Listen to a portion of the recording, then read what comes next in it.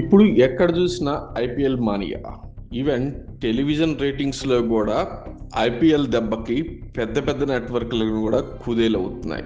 2 ఏళ్ల కిందట ఫైనల్కు దూసుకెళ్లిన సన్ రైజర్స్ హైదరాబాద్ గతేడాది అభిమానులను నిరుత్సాహానికి గురి చేసింది. కనీసం ప్లే ఆఫ్ కూడా చేరలేదు.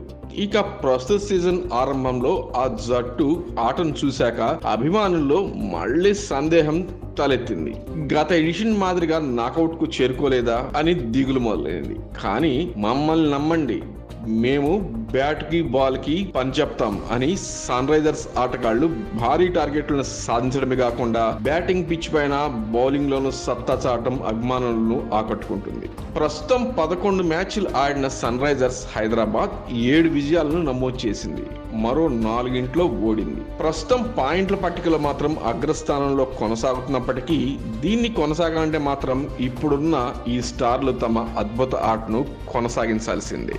ఓపెనింగ్ జోడీలో ఉన్న ఐపీఎల్లో అత్యంత ప్రమాదకరమైన ఓపెనింగ్ జోడీ అంటే అభిషేక్ శర్మ, అలాగే ట్రావిస్ హెడ్.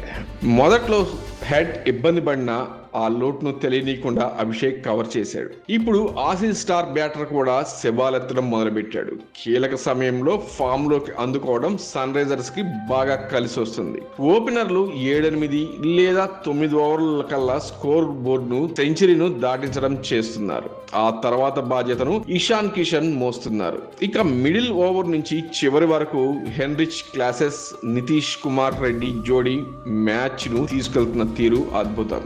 ఈ సీజన్ లో అత్యంత నిలకడైన ఆట తీరును మారుపేరు క్లాసెస్.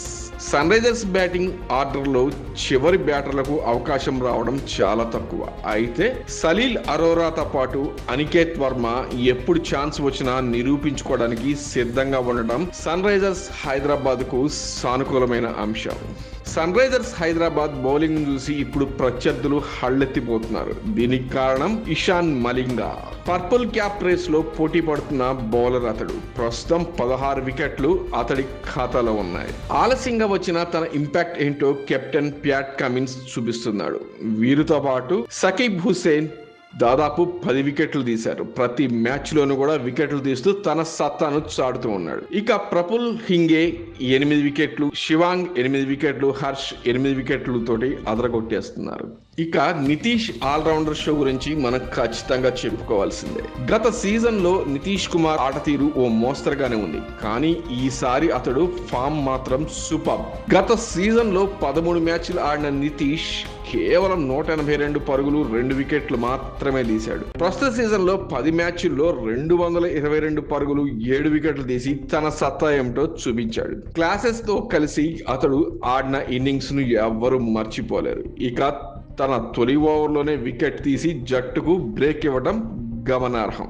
ఇవన్నీ పక్కన పెడితే ఇక రాబోయే మ్యాచ్ల్లో వీళ్ళు గెలవాలంటే ఏం చేయాలి అనేది గనక ఒక్కసారి గనక చూసినట్టయితే చివరిసారిగా 2016లో సన్ రైజర్స్ విజేతగా నిలిచింది. 2024లో ఫైనల్ కు చేరిన కప్పు మాత్రం సొంతం చేసుకోలేకపోయింది. ఇప్పుడు మంచి జోష్ మీదున్న ఎస్ఆర్హెచ్ జట్టు టైటిల్ అందుకోవాలంటే మాత్రం తొలుత నాకౌట్ స్టేజ్ కు వెళ్ళాలి. అంటే మిగిలిన 3 మ్యాచ్ల్లో కనీసం 2 మ్యాచ్లను గెలవాలి. అన్నిట్లోనూ విజయం సాధిస్తే టాప్ 2లో ఉండొచ్చు. అప్పుడు ఫైనల్ కు వెళ్లేందుకు 2 ఛాన్సులు వస్తాయి.